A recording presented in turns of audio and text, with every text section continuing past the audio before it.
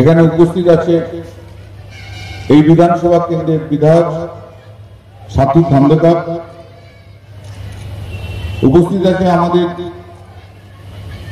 তিনজন সভাপতি আছে, ডানকুনির প্রকাশ আছে, চণ্ডীতলা ওয়ানের সনদা আছে, আর চণ্ডীতলা বিকাশ আছে। আছে আমাদের মিউনিসিপ্যালিটি চেয়ারপারসন হাসিনা, আছে আমাদের দিলীপ যাদব আছে, সুবীর মুখার্জি আছে, এবং বিভিন্ন ফ্রন্টের যারা চেয়ারম্যান প্রেসিডেন্ট আছে। আছে ডানকুনি মিউনিসিপ্যালিটির সমস্ত কাউন্সিলর বৃন্দ, পঞ্চায়েত সমিতির সভাপতি জয়দেব সহ সমস্ত পঞ্চায়েত সমিতির মেম্বাররা, আমাদের অত্যন্ত শ্রদ্ধেয় আমাদের অনিন্দা আছে, এখানে আছে ভোলাদা আছে, পঞ্চায়েত সমিতির সমস্ত সদস্য, পঞ্চায়েতের সব প্রধান এবং সমস্ত সদস্যবৃন্দ, আমি প্রথমেই আপনাদের আন্তরিকভাবে শুভেচ্ছা জানাই। মাত্র দুদিনের নোটিশে যেভাবে এই মাঠে চণ্ডীতলা বিধানসভা কেন্দ্রে সমস্ত বুথ স্তরের কর্মীরা এসে এত জবর জমায়েত করেছে, 2009 থেকে 2014 15 বছর ধরে তিনবার শ্রীরামপুর পার্লামেন্টের মানুষ, চণ্ডীতলার মানুষ নির্বাচিত করেছে। এই 15 বছর ধরে 2009 থেকে 2024 এই 15 বছর ধরে যেভাবে তৃণমূল স্তরের সমস্ত কর্মীরা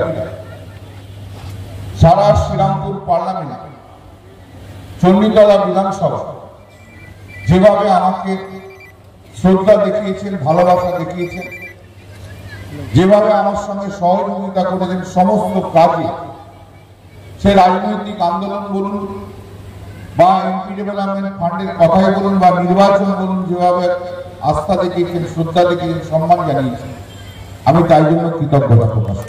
আমরা শুধু কোড অফ কন্ডাক্ট মানব, বিজেপি কোড অফ কন্ডাক্ট মানবে না, নির্বাচন কমিশন তাদের বিরুদ্ধে কিছু বলবে না, তা হবে না, তা হবে না।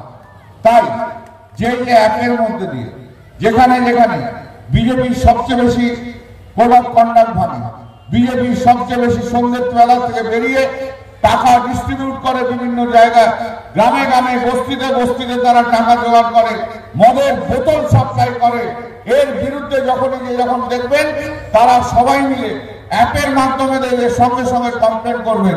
আমরাও দেখতে চাই নির্বাচন কমিশন বিজেপির বিরুদ্ধে কতটা পদক্ষেপ নেয়।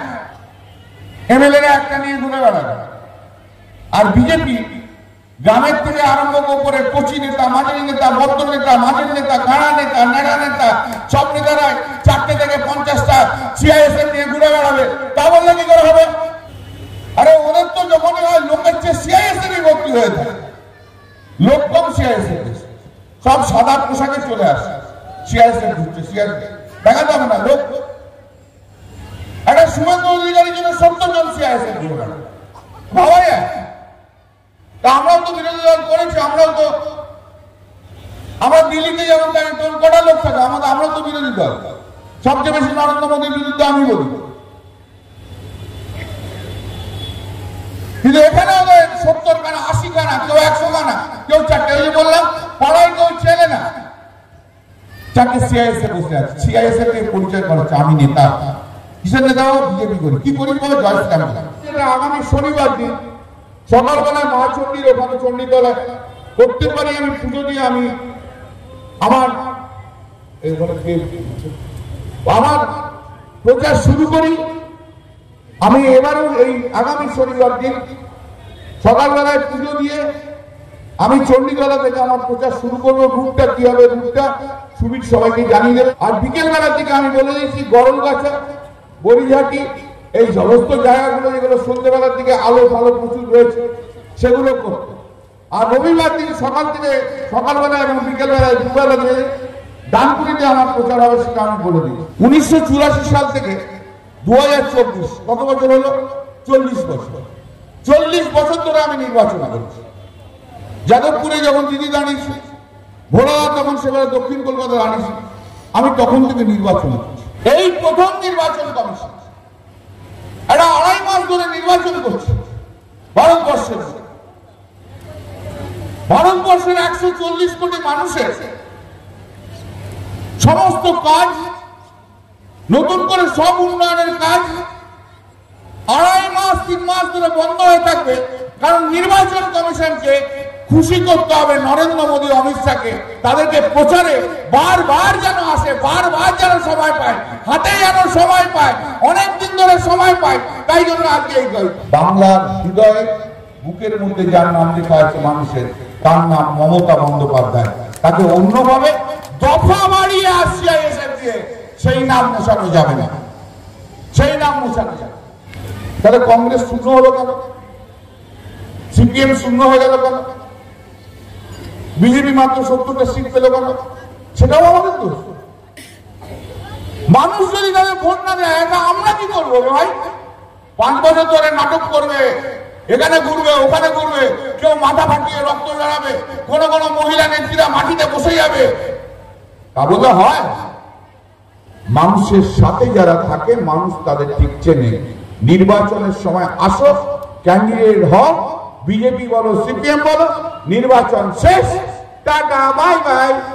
এই তো মোহাম্মদ সেলিম 2021-এ এই চণ্ডীতলা বিধানসভা কেন্দ্র থেকে দাঁড়িয়েছিল, জামানত বাজেয়াপ্ত হয়ে চলে গেল। একদিনের জন্য এসছে, একদিনের জন্য এসছে মানুষের পাশে। আমি প্রায় 2 বছর ধরে আমি বাড়ির বাইরে করোনাতে, শুধু শ্রীরামপুর পার্লামেন্ট নয়, হুগলি জেলা পুরো, বাঁকুড়া জেলা পুরো আমি ঘুরেছি। এবং আমাদের সব জায়গায় আমাদের তৃণমূল কংগ্রেস কর্মীরা তারা মানুষের পাশে দাঁড়িয়েছিল। এটাই হচ্ছে তৃণমূল কংগ্রেস। তারা প্রত্যেকে আয়োজন করেছে। কেউ চাল ডাল সবজি থেকে আরম্ভ করে, মেডিসিন থেকে আরম্ভ করে সবকিছু তৈরি করেছে। আমরা যে সেই জিনিসপত্র মানুষকে পৌঁছে দিয়েছি। আর করোনার সময় তোমরা কি করলে? দেখতে তো পাওয়া গেল না কোথাও, কোন বিজেপি নেতাকে দেখতে পাওয়া গেল না। আর সিপিএম এর একটা লাল ফৌজ হয়েছিল, কোথায় দিচ্ছে, কে দিচ্ছে কিছুই জানি না, শুধু সোশ্যাল মিডিয়ায়। নরেন্দ্র মোদী কি করেছেন? উনি একটি মাস্ক পরে ঘরের মধ্যে বলে থালি বাজাও, থালি বাজাও, করোনা চলে যাবে। মনে পড়ছে সেই দিনগুলো? এই বিজেপির বাবার সম্পত্তির টাকা রসিদ দিয়েছে। 2 বছর আমাদের কোন স্যালারি দেননি আমাদের নরেন্দ্র মোদী। ওর টাকা মানুষের টাকা, আমাদের টাকা, সেই টাকা থেকে করোনাতে ওষুধ এসছে। কিন্তু ভারতবর্ষের শ্রেষ্ঠ অভিনেতার নাম হচ্ছে নরেন্দ্র মোদী। এত বড় অভিনয় করতে কেউ না। কখনো মুখে ফেস পাউডার, মুখে জ্বর কোট পরে প্রধানমন্ত্রী সাথে, তারপরে বিকেল বেলায় সাদা চন্দন গোটা মুখে মেখে ধর্মগুরু সেজে ঘুরে বেড়াচ্ছে।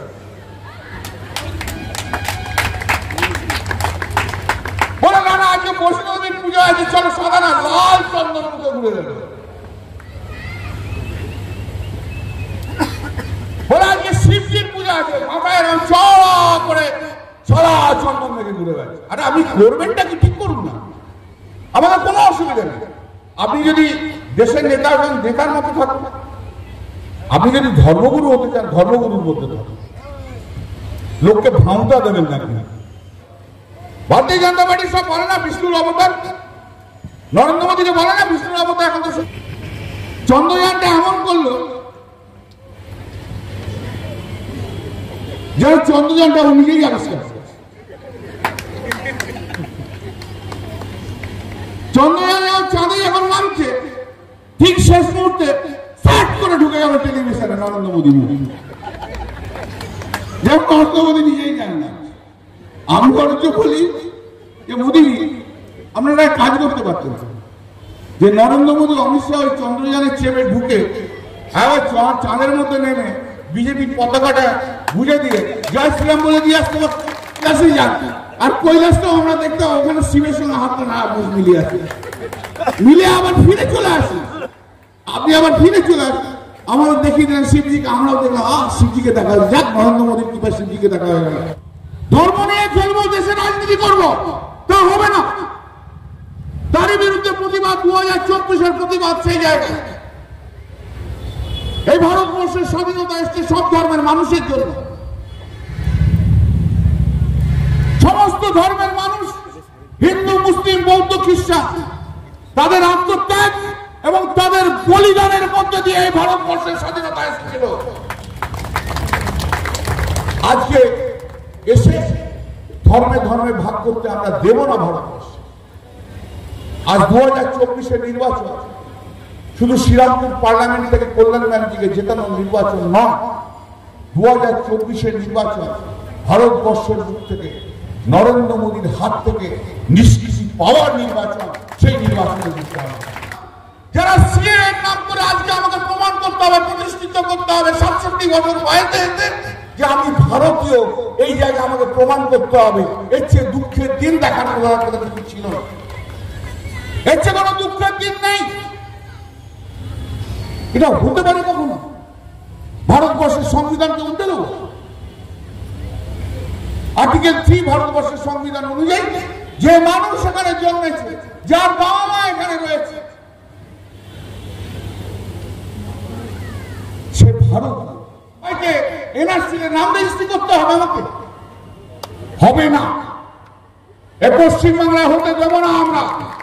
এই বাংলা থেকে কোন ধর্মের মানুষকে নরেন্দ্র মোদী, এই বাংলা থেকে মমতা বন্দ্যোপাধ্যায় কোনদিন কোন সময় সরাতে দেবে না। সমস্ত ধর্মের মানুষের জন্য লড়াই হবে। কোন সিএ নয়, কোন এনআরসি নয়, মানব না, মানব না, মানব না। আর আমাদের সাসপেনশনে রেখে, বাইরে রেখে 3টে ক্রিমিনাল ল ওরা পাস করে নিল। ইন্ডিয়ান পিনাল কোডের বদলে একটা আইন, Indian criminal code of criminal procedure একটা আইন, আর এভিডেন্স অ্যাক্টের বদলে একটা আইন। ভাবুন, এত গুরুত্বপূর্ণ আইন আজ পর্যন্ত ভারতবর্ষে কখনো হয়নি। এমনকি ইন্দিরা গান্ধীও দেশে করেনি যে এত গুরুত্বপূর্ণ আইন, যে আইন 140 কোটি মানুষের প্রতিদিন কভার করে, তার আইন, সেই আইন পার্লামেন্ট শূন্য অবস্থায় সেই আইন জারি করে। প্রতিবাদ আমার থাকবে, কখনো বক্তব্যের মাধ্যমে, কখনো স্লোগানের মাধ্যমে, কখনো মিছিলের মাধ্যমে, কখনো আন্দোলনের মাধ্যমে, আর কখনো আর্টের মাধ্যমে। সোশ্যাল মিডিয়ার মধ্যে দিয়ে আপনারা অনেক প্রচার করতে পারেন, অনেক কিছু বলতে পারেন। সেই প্রচারে কার্টুনও থাকবে, মিমিক্রিও থাকবে। ভারতবর্ষের সেন্ট্রালের অর্ধেক মন্ত্রীকে নামিয়ে দিল, সারা পশ্চিমবঙ্গ জুড়ে ঘুরে বেড়াল। 3/4 এমপিকে গোটা পশ্চিমবঙ্গে নামিয়ে দিল।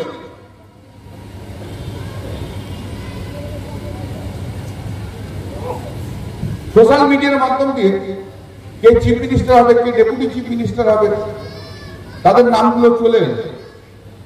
একজন ডেপুটি চিফ মিনিস্টারকে আমাদের দল থেকে যে হেরে যে আমার এসে বললো, একটু জায়গা দাও গো মা, তোমার মন্দিরে বসি। इसका वार 200 पार। তা চুপিত কিতে চু ধরলো 200, চু 200, চু কিত কিত কিত কিত কিত কিত কিত কিত কিত কিত কিত কিত কিত। কত দাঁড়ালো? 70। দম কত? 70। 70 দম শেষ। তাই 200 বলেছিল, কত হলো? 70। এবারে কত বলেছে? 400। তাই 400 হলে তাহলে কত হচ্ছে? 270 আর 400 কত? 140। নরেন্দ্র মোদী নিজেই জানে এবারে আর ক্ষমতায় আসছে না, তাই জন্য নরেন্দ্র মোদী নিজেই জানে, তাই জন্য নরেন্দ্র মোদী আজও পর্যন্ত পশ্চিমবাংলার 20খানা সিটে ক্যান্ডিডেট ডিক্লেয়ার করতে পারছে না। দিদি এখন 100 জনের লোকদের কাজ করে দিয়ে যারা তাদের টাকা দিয়ে দিচ্ছে। কিন্তু কেন হবে? কেন হবে 100 দিনের কাজের টাকা, বাংলার গরিব মানুষের টাকা কেন নষ্ট করা হবে? বাংলার খেটে খাওয়া কৃষক শ্রমিক তার পেটে লাথি মারতে হবে? বাংলার শান্তি মানতে হবে। আর শিশু যারা যারা দুবেলা ভাতের জন্য বসে থাকে, একটু খাবার মা বাবা দেবে, তারা তো বোঝে না কেন টাকা দিচ্ছে না, তারা তো বোঝে না, তাদের তো খাবার চাই, পেটে খাবার চাই, তাদের পেটে লাথি মারে। নজরুল ইসলাম তার স্বরাজ কবিতায় বলেছিল, ক্ষুধাতুর শিশু চায় না স্বরাজ, চায় দুটো ভাত একটু নুন, বেলা বয়ে যায় খাইনি তো বাছা, পেট জ্বলে তার বুকে আগুন। নজরুল ইসলাম লিখে গেছিলেন, সেই শিশুদের পেটে লাথি মারলেন, সেই মহিলাদের পেটে লাথি মারলেন, সেই গরিব মানুষগুলোর পেটে লাথি মারলেন নরেন্দ্র মোদী। কেন বাংলার মানুষ তাদের কাছে জবাব চাইবে না? কারা এগুলো বন্ধ করলো? কারা? বাংলা থেকে যে 18 জন এমপি গেছিল, বিরোধী দলনেতা শুভেন্দু অধিকারী সহ সমস্ত এমপিরা দরবার করে এটা বন্ধ করেছে। আওয়াজ তুলুন সব জায়গায়, আওয়াজ তুলুন, মানুষকে বলুন। মানুষের কাছে তো আগে জবাবদিহি করতে হবে। বলবেন সন্দেশখালী নিয়ে বলছে, সন্দেশখালীতে বেশ কিছু জমি অন্যায়ভাবে দখল করেছে, সরকার থেকে পদক্ষেপ নিয়ে সেই জমিটাকে ফেরত দিয়ে দেওয়া যায়। আর দুজন মহিলা রিপোর্টেড কেস, দুজন মহিলা তাদের রেপ হয়েছে বলে এফআইআর,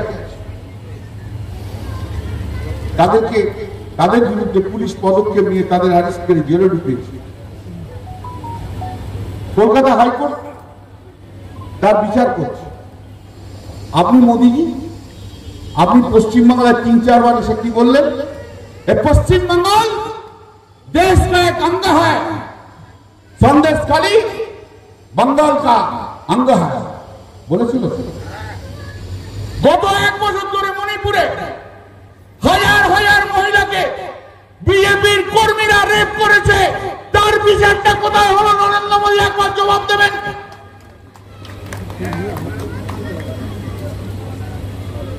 আজ 1 বছর ধরে মণিপুরের মানুষের উপর অত্যাচার হয়েছে, আপনার জন্য একদিনের জন্য সময় হয়নি নরেন্দ্র মোদী। একদিনের জন্য আপনি মণিপুরের মাটিতে পা দিয়ে মণিপুরের সেই ধর্ষিতা মহিলাদের পাশে দাঁড়িয়ে একবার আপনার রাজ্য, আপনার চিফ মিনিস্টার, একবার আপনি বলতে পারেন না तुम भी मेरा बेटी हो, तुम भी मेरा बहन हो, तुम्हारा पास सामने है? कोई একবার তো বলতে পারেন না মোদীজি? তুলি দিয়ে আলাদা করে ঘর করে প্রেগনেন্ট মহিলাদের বাচ্চা ডেলিভারি হচ্ছে। ভাবা যায় এই ভারতবর্ষ, এই নরেন্দ্র মোদীর ভারতবর্ষ, বাচ্চারা ডেলিভারি হওয়ার পর দিনের পর দিন আর কোনো খাবার নেই, শুধু মায়ের ব্রেস্ট মিল্ক রয়েছে। ব্রেস্ট মিল্ক ছাড়া তার কোনো খাবার জোটেনি। ভাবতে পারেন? তৈরি হতে হবে সবাই মিলে, সবাই মিলে একসঙ্গে কাজ করবেন। কাজ করলেই ঠিক আছে, আর কোনো অসুবিধা নেই। আমি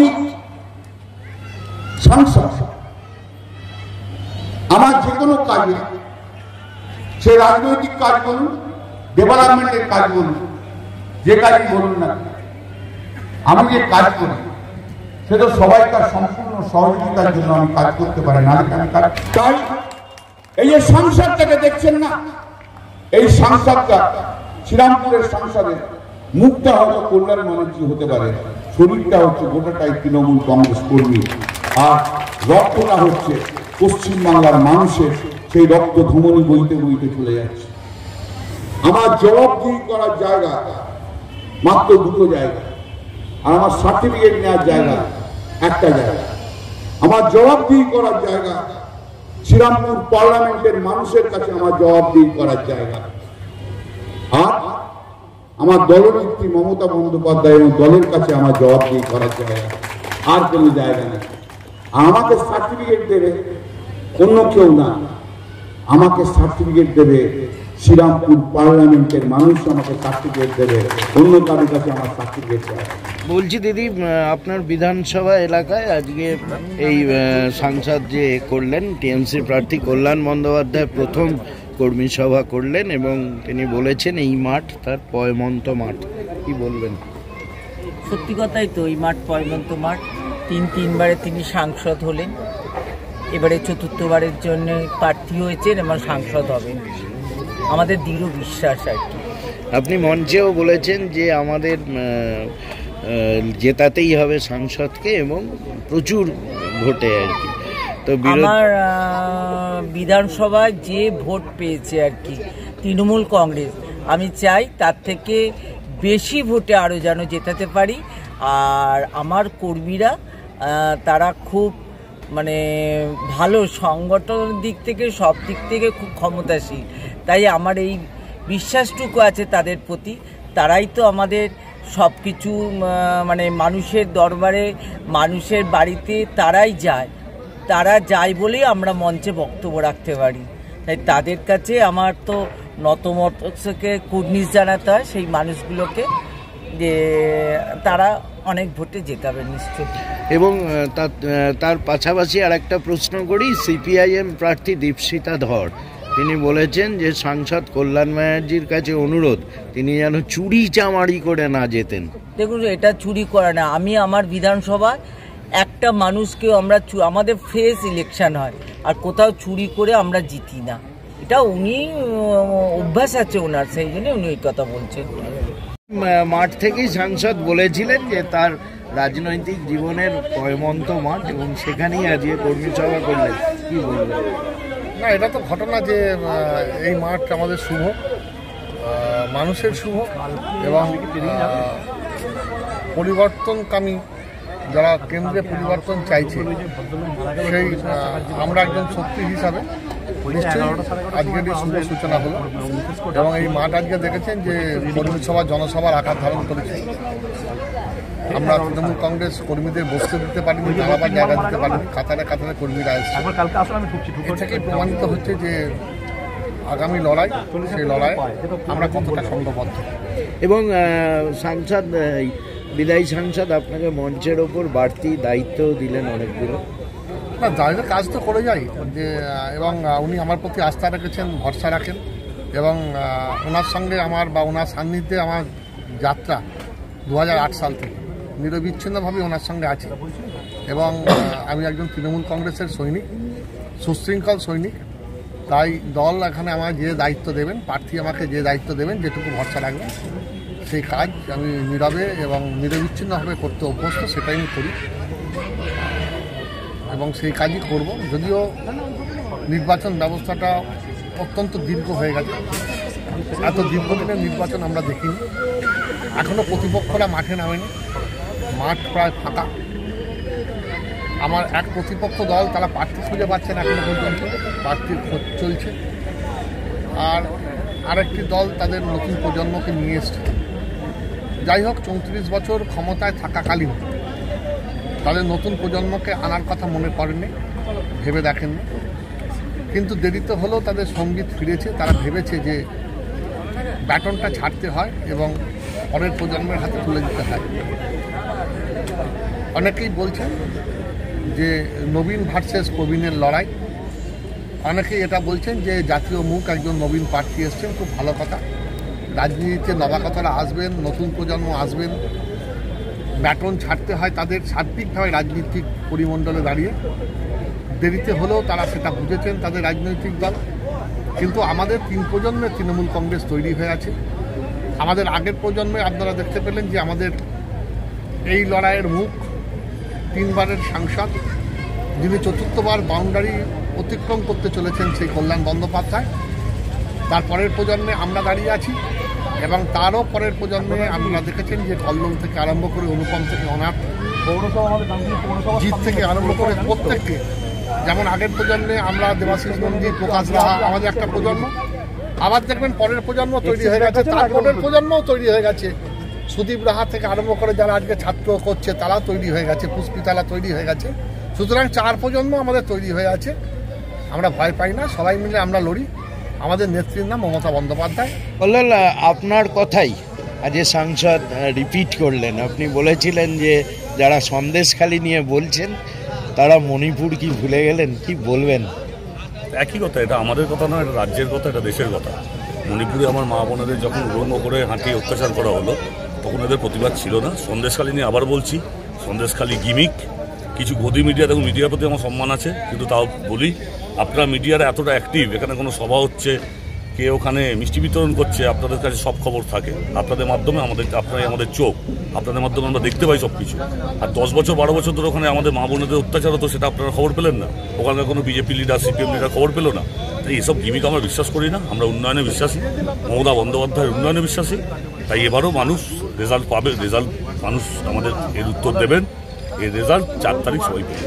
এবং মঞ্চে আপনি উপস্থিত ছিলেন, প্রার্থী নিজেই বললেন যে যিনি সেকেন্ড হবেন তাকে দূরবীন দিয়ে খুঁজতে হবে, কি বলবেন? কল্যাণ বন্দ্যোপাধ্যায় গত 3 বছরের সাংসদ, আজকে যাদের বাড়ি বাড়ি গিয়ে প্রচার করতে হচ্ছে, হয়তো ভোটের এটাও একটা নিয়ম, বাড়ি বাড়ি গিয়ে কল্যাণ বন্দ্যোপাধ্যায় যাবেন, কিন্তু এটা সিস্টেম, কল্যাণ বন্দ্যোপাধ্যায়কে মানুষের বাড়ি বাড়ি যেতে হবে না। সবাই জানে কল্যাণ বন্দ্যোপাধ্যায় কে, গত 3টে বার তিনি সাংসদ, মানুষের পাশে, মানুষের সাথে তিনি ছিলেন। মমতা বন্দ্যোপাধ্যায়ের উন্নয়ন কল্যাণ বন্দ্যোপাধ্যায়ের মাধ্যমে শ্রীরামপুর লোকসভা পেয়েছে। তাই আমাদের পরিচয়ের দরকার নেই, আমাদের প্রার্থীর পরিচয়ের দরকার নেই। যারা নতুন দাঁড়াচ্ছেন, কেউ প্রার্থী ঠিক করতে পারেননি, কেউ নতুন প্রার্থী নিয়ে এসছেন, তারা এখন অনেক ইয়ং আছেন। ইয়ং মানুষ এই সিনিয়র মানুষের সঙ্গে লড়াই করুক, আস্তে আস্তে পরিপক্ক হোক, 10-12 বছর পর চিন্তা করবো ওদেরকে প্রার্থী। আমাদের প্রার্থী জিতছে, এটাই শিওর। ব্যবধানটা কত হবে এটা নিয়ে আমাদের মধ্যে চিন্তা ভাবনা চলছে। আজকে যে মঞ্চেই বললেন, বক্তব্য রাখতে গিয়ে বললেন যে যিনি সেকেন্ড হবেন তাকে দূরবীন দিয়ে খুঁজতে হবে, কি বলবেন?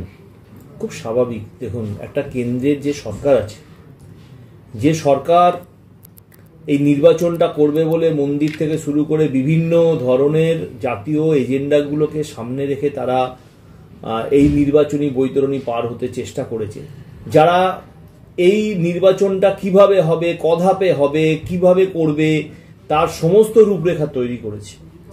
আজকে নির্বাচন ঘোষণা হয়ে যাওয়ার পরেও দেখা গেল যে আমাদের এক অঙ্গরাজ্য পশ্চিমবঙ্গে এখনো অর্ধেক সিটে তারা প্রার্থী ঘোষণা করতে পারেনি।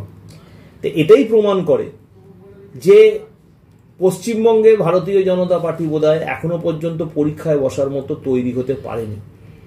এবং তার সঙ্গে সিপিএম, তারাও এখনো কংগ্রেসের সঙ্গে জোট করবে কি করবে না, কোন আসনে করবে কোন আসনে করবে না, সেই ব্যাপারে দ্বিধা দ্বন্দ্বে রয়েছে। কংগ্রেসের তো তথৈবচ অবস্থা, এখনো একটা সিটেও প্রার্থী ঘোষণা করতে পারেনি। এই পরিমণ্ডলটা দেখেই তিনি একজন বিচক্ষণ সাংসদ, রাজনীতিবিদ, বিশিষ্ট আইনজীবী, তার অভিজ্ঞতার দ্বারাই তিনি মনে করেছেন যে বিরোধীদের দূরবীন দিয়ে খুঁজতে হবে। বলছি গুঞ্জনবাবু, আজকে ডানকুনি পৌরসভা 9 নম্বর ওয়ার্ডের যে পৌরসভা, তার পার্শ্বস্থ ময়দানে প্রথম কর্মী সভা করলেন টিএমসি মনোনীত প্রার্থী কল্যাণ বন্দ্যোপাধ্যায়, এবং সেখানে তিনি মণিপুর নিয়ে, সন্দেশখালীর পরিবর্তে মণিপুর নিয়ে অ্যাটাক করেছেন। আপনাদের কি বলবেন? দেখুন, প্রথমেই ধন্যবাদ জানাবো আমাদের মাননীয় সাংসদ কল্যাণ ব্যানার্জিকে, কারণ উনি বিগত 5 বছর ডানকুনিতে পা রাখার সময় পাননি। ভোট পাখি, ভোট এসছে, আবার উনি ডানকুনিতে এসছেন। ডানকুনির মানুষ ধন্য হয়ে গেছে ওনার, তার জন্য যে উনি 5 বছর পর ডানকুনির মানুষের খবর নিতে এসেছেন কর্মী সভা করতে।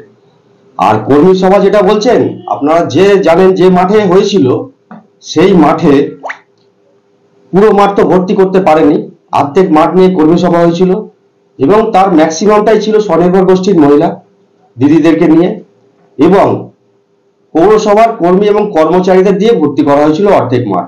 তাই এটাকে কর্মী সভা না বলে তৃণমূল সভা বলুন, তাহলে জিনিসটা ভালো হয়।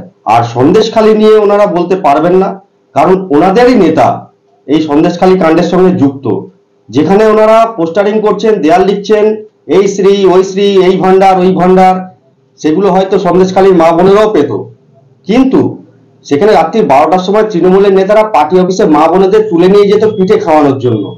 তা কি পিঠে খাওয়ানো হতো সাধারণ মানুষ বুঝে গেছে। সন্দেশখালীর মানুষ এমন তিতিবিরক্ত হয়ে রয়েছে যে তৃণমূলের নেতারা ওখানে পা রাখতে পারছে না। তাই সন্দেশখালী ওনাদের রাতের ঘুম উড়িয়ে দিয়েছে। আর মাননীয় সাংসদকে বলতে চাইছি যে আপনি এই নির্বাচন হয়ে যাওয়ার পর আবার 5 বছর আপনি ছেড়ে দেবেন ডানকুনির মানুষকে, যাতে ডানকুনির মানুষ সারা বছর জলের মধ্যে ডুবে থাকে, নোংরা রাস্তাঘাট আবর্জনার মধ্যে ডানকুনির মানুষ পড়ে থাকে। উন্নয়ন বলতে কি আপনি তো কিছু করেননি, আর সাধারণ মানুষ বুঝে গেছে। আর আপনারা হাতরস, উন্নাও এগুলো নিয়ে পড়ে থাকেন, সন্দেশখালী, বকটুই, কামদুনি এগুলো আপনাদের নজরে পড়ে না, এগুলো আপনাদের কাছে ছোট্ট ঘটনা হয়ে যায়। তাই বলবো যে সাধারণ মানুষ বুঝে গেছে আপনাদের এই নাটক। আপনি ওই নদিয়াকে দরিয়া যে গান সেই গানটা মানুষের কাছে পৌঁছান, কি অবস্থায় গান সেটাও সবাই জানে। তাই আপনার এই নতুন করে গিমিক ডানকুনিবাসীর কাছে কিচ্ছু যায় আসে না। আপনি অনেক স্বপ্ন দেখা ছেড়ে দিন, আর ডানকুনিবাসীকে ডানকুনিবাসীর হালে ছেড়ে দিন। আপনি এসে নতুন করে নাটক করে কোনো লাভ নেই। এর 8 মাস আগে সাংসদ কল্যাণ বন্দ্যোপাধ্যায় হাউজিং এ অ্যাম্বুলেন্স উদ্বোধন করেছেন জনগণের জন্য। দেখুন, 3বার এমপি হওয়ার পর উনি এসে একটা অ্যাম্বুলেন্স উদ্বোধন করে যাচ্ছেন ঢাকঢোল পিটিয়ে। অথচ আপনারাই জানেন ডানকুনি 10 নম্বর ওয়ার্ডে উনি পৌরসভার ভবন উদ্বোধন করতে এসেছিলেন, কিন্তু সেই সময় রাস্তা অবরোধ হয়েছিল, এলাকাবাসী করেছিল। কেন করেছিল? কারণ ওই এলাকারই বাসিন্দারা 1 কোমর জলের তলায় ডুবেছিল। প্রায় 4 মাস রাস্তা অবরোধ করতে হয়েছিল। উনি খবরটা রাখুন যে ডানকুনির মানুষ কি অবস্থায় রয়েছেন, তারপর উনি এই উদ্বোধন করবেন, ওই উদ্বোধন করবেন, অনেক কিছু করবেন। মানুষ যে 6 মাস জলের তলায় থাকে, ওরকম অ্যাম্বুলেন্স ডানকুনিতে 500 খানা লাগবে, একটাতে কিচ্ছু যায় আসে না। সাংসদ কোটার টাকায় তিনি চণ্ডীতলা বিধানসভা এলাকায় প্রচুর কিছু করেছেন এবং তার ফল প্রমাণ রয়েছে, সেগুলো কি আপনাদের চোখে পড়ে না? দেখুন, ফল প্রমাণ তো আমরা হাতে নাতে পাচ্ছি, উন্নয়ন আমরা চোখের সামনে দেখতে পাচ্ছি। কিরকম দেখতে পাচ্ছি? ফলকে, এর বাইরে কিচ্ছু হয়নি। আজকে রাস্তাঘাট যদি বিজেপি অবরোধ না করে, বিজেপি যদি মানুষের পাশে না দাঁড়ায়, এই রাস্তা দিয়ে আপনি হেঁটে আসতে পারবেন না। গাড়ি নিয়ে আসা তো অনেক দূরের কথা, যে কোনো সময় বড় দুর্ঘটনা। ডানকুনিতে জলের ব্যবস্থা খুব খারাপ, জল নিকাশির অবস্থা খুব খারাপ, যেখানে আর কিছুদিন পরে বর্ষাকাল, 7 থেকে 8টা ওয়ার্ড জলের তলায় চলে যাবে। মানুষ কি অবস্থায় থাকবে, কিরকম উন্নয়নে আছে, সেই এলাকার বাসিন্দারা বুঝতে পারছে। আর উন্নয়ন, রাস্তা দিয়ে হেঁটে যান, ব্রিজ পার হন, দেখতে পাবেন যদি ব্যবসাদারদের আলোগুলো না জ্বলে, পুরো রাস্তা অন্ধকার হয়ে থাকবে, প্রায় শ্মশানপুরী হয়ে যায় ডানকুনি। তাই এই মাননীয় সাংসদকে বলতে চাইছি, এই নাটক করে উন্নয়নের কথা বলে মানুষকে আর ভোলানো যাবে না। মানুষ বুঝে গেছে এবার কি করতে হবে। করোনার সময় আপনাদের দেখা যায়নি মানুষের পাশে, আজকে বলে গেছেন কল্যাণ বন্দ্যোপাধ্যায়। দেখুন, করোনার সময়, কোভিড কালে আমাদের কেন্দ্রীয় সরকার যে ফ্রি ভ্যাকসিন দেওয়া হয়েছিল, সেই ভ্যাকসিন নিয়ে ওনারা রাজনীতি করেছেন। এমনকি তার সার্টিফিকেটও মাননীয় ছবি দিয়ে দিচ্ছেন পশ্চিমবঙ্গে। তাই ঢাকঢোল পিটিয়ে না করে ভারতীয় জনতা পার্টির কর্মীরা যেভাবে স্বতঃস্ফূর্তভাবে নিজের সামর্থ্য অনুযায়ী নিজের এলাকায় মানুষের পাশে, দুস্থ মানুষের পাশে দাঁড়িয়েছেন, সেটা আমাদের কাছে অত্যন্ত প্রশংসার যোগ্য। উনি আর করুন আর নাই করুন, তৃণমূলের দেখুন প্রচুর পয়সা, কাটমানি খোর তৃণমূল, এত পয়সা ওদের কাছে, ওরা 200-500 মানুষকে খাওয়াতেই পারে, দিতেই পারে, কিন্তু সেটা নিয়ে ঢাকঢোল পিটিয়ে বলার কিছু নেই। ভারতীয় জনতা পার্টির কর্মীদের যার সামর্থ্য 500 টাকা, সে 500 টাকার মতোই সে দুস্থ ব্যক্তিদের কাছে দিয়েছে, যার ক্ষমতা আছে সে সেরকম ভাবেই দিয়েছে। সুতরাং এই নোংরা কথাবার্তা এই মাননীয় সাংসদের মুখের ভাষাতেই বোঝা যায়। ভ্যাকসিন নিয়ে আপনারা বারবার রাজনীতি করছেন, ভ্যাকসিন মোদির বাবার টাকায় নয়, জনগণের টাকায়, এটাও বলেছেন আজকে। হ্যাঁ, অবশ্যই জনগণের টাকায়। সেটা সেন্ট্রাল গভর্নমেন্টের একটা খুব সুন্দর পরিকল্পনা যে ভারতবাসীকে বিনা পয়সায় ভ্যাকসিনটা দেবে, এবং সেই ভ্যাকসিন নিয়ে কালোবাজারি শুরু করেছিল তৃণমূল। এমনকি সেই সার্টিফিকেটও তৃণমূলের ছবি দেওয়া শুরু করে দিয়েছিল। যদি না কেন্দ্র সরকার বিরোধিতা করতো, তাহলে আপনারা দেখতেন যে ভ্যাকসিন আপনারা ফ্রিতে পেয়েছেন। এই তৃণমূল সরকারের আমলে ওই ভ্যাকসিনই আপনাদের 1000 টাকা 2000 টাকা কোথাও কিনতেও হয়েছে, কিনে মানুষকে দিতে হয়েছে। তাই এই তৃণমূলের কালোবাজারি এবং কাটমানিখোর তৃণমূল, এরা কোনোদিনই শুধরাবে না। এবং এই ভ্যাকসিন নিয়ে দুর্নীতি শুধু দূরের কথা, এরা চাল ডাল গরু শিক্ষা স্বাস্থ্য সবকিছুতেই কাটমানি খেয়ে এমন জায়গায় চলে এসছে যে মানুষ এদেরকে চোর বলছে। চোর, এখন চোর বলতে এমনি চোরকে বোঝায় না, চোর বলতে তৃণমূলকেই বোঝায়। তাই মাননীয় সাংসদ যেটা বলছেন, উনি নিজের দিকে আঙুল তুলেই বলছেন। সুতরাং এই সন্দেশখালী ঘটনার পর ওনাদের রাতের ঘুম উড়ে গেছে। কি করতে হবে উল্টো পাল্টা বকে দেখবেন, মাঝে মধ্যে দেখবেন উপরাষ্ট্রপতিকে ভেঙাচ্ছে, রাষ্ট্রপতিকে ভেঙাচ্ছে, প্রধানমন্ত্রীকে উল্টো পাল্টা কথা বলছে। অথচ আমাদের কেউ যদি মাননীয় নামে কোনো একটা অশ্লীল মন্তব্য করেছেন, তাকে পরের দিন জেলে ভরে দেওয়া হয়। সুতরাং আইন সবার কাছে সমান, ওনারাও তৈরি থাকুন, যেমন খুশি বুমেরাং হবে। প্রার্থী কবে ঘোষণা হবে আপনাদের? আজকে বলা গেছে যে প্রার্থী এখনো খুঁজে পাচ্ছে না বিজেপি। দেখুন, প্রথম 20 জনের তালিকা প্রকাশ করেছিল বিজেপি, তৃণমূল তখন কোথায় পড়েছিল কে জানে। প্রথম 20 জনের তালিকা তৈরি হয়েছে, বিজেপি তৈরি হচ্ছে এবং 22টা আসন প্রার্থী ঘোষণা হয়ে যাবে। বিজেপির প্রার্থী আসন নিয়ে ওনার যে রাতের ঘুম উড়ে গেছে, এটাই তাই প্রমাণ যে বিজেপির কবে ক্যান্ডিডেট ঘোষণা হচ্ছে উনি দিন গুনছেন কে দাঁড়াবে। আর ওনাকে এইটুকুনি আমি ব্যক্তিগতভাবে বলতে চাইছি, যেই ক্যান্ডিডেটই দাঁড়াক বিজেপির, যিনিই দাঁড়ান, কল্যাণ ব্যানার্জি কপালে এইবার দুঃখ আছে। এবার উনি বলছেন যে তৃতীয়বার হ্যাট্রিক করেছে, এবারে বাউন্ডারি মারবেন। দেখুন, অনেক স্বপ্ন দেখা যায়। আজকে প্রথম কথা, ওনারা লজ্জার মাথা খেয়ে রাস্তায় বেরিয়েছেন। সন্দেশখালী, বকটই, কামদুনি, এই যে ঘটনাগুলো হয়েছে, উনি জানেন তৃণমূলের নেতারা কি করেছেন? সন্দেশখালীতে গেছেন উনি, মা বোনেদের রাত্রিবেলা তৃণমূলের নেতারা পার্টি অফিসে নিয়ে গেছেন, টেনে ডেকে কি পিঠে বানাতে হবে, মানসিক শারীরিক অত্যাচার করা হয় তাদের উপর। তাদের বক্তব্যে পরিষ্কার ওখানকার মা বোনেদের। সুতরাং ওনাদের পাশে যখন ভারতীয় জনতা পার্টি দাঁড়িয়েছে, সারা পশ্চিমবঙ্গের মানুষের মা বোনেদের পাশে ভারতীয় জনতা পার্টি থাকবে, এটাই বলে রাখলাম। আর এই কল্যাণ ব্যানার্জি বা ওনাদের এইরকম এমপি যত মা বোনেদেরকে ভান্ডার দিক, এই শ্রী ওই শ্রী দিক, মান সম্মান দিতে পারবেন না। সুতরাং মান সম্মানটা ওনারা বিক্রি করে দিয়েছেন। আর আপনারা এটাও দেখতে পাচ্ছেন, ছাত্র ছাত্রী, চাকরি প্রার্থী থেকে শুরু করে সব রাস্তায় এনাদেরকে ছিচি করছে। আজকে সরকারি চাকরি প্রার্থীরাও ডিএর আন্দোলনের রাস্তায় নেমে গেছে। সুতরাং সরকারের বিরুদ্ধে সরকারি রাস্তায় রয়েছে। ওনারা আগে নিজেদের ঘর সামলাক, তারপর বিজেপির প্রার্থী নিয়ে আলোচনা করবেন। বর্তমানে যে প্রধানমন্ত্রী রয়েছে ভারতবর্ষের, নরেন্দ্র মোদী, তাকে আজকে কল্যাণ ব্যানার্জি এখানে এসে বলেছেন যে তিনি স্বয়ং বিষ্ণুর অবতার নাকি আপনারা এই বলে প্রচার করছেন। দেখুন, প্রধানমন্ত্রী এমন একজন মানুষ যাকে বিশ্ব নেতা হিসাবে মানছে এখন বিশ্ব। সুতরাং এই কল্যাণ ব্যানার্জির মতো এই কয়েকজন এমপি প্রধানমন্ত্রী নরেন্দ্র মোদী, যশস্বী নরেন্দ্র দামোদর দাস মোদী, ওনার সম্বন্ধে কি ভাবছেন আমাদের কিচ্ছু যায় আসে না। কারণ ওনার জায়গায় পৌঁছতে এনাদের যে স্বপ্ন, কাকে বসাবেন প্রধানমন্ত্রী পদে আগে ঠিক করুন। প্রধানমন্ত্রী নরেন্দ্র মোদীকে নিয়ে কথা ওনার মুখে মানায় না। উনি একজন স্বনামধন্য লয়ার হিসাবে আমরা জানি এবং উনি একজন এমপি। সুতরাং এই যে কুরুচিকর মন্তব্যগুলো উনি করছেন, আগামী দিনে কিন্তু বুমেরাং হবে ওনাদের ক্ষেত্রে। তখন কিন্তু যেন ওনারা হজম করতে পারেন এবং তখন ওই ওনাদের পুলিশ প্রশাসনকে লেলিয়ে তাদেরকে ওই অ্যারেস্ট, জেল হাজত এগুলো না করেন।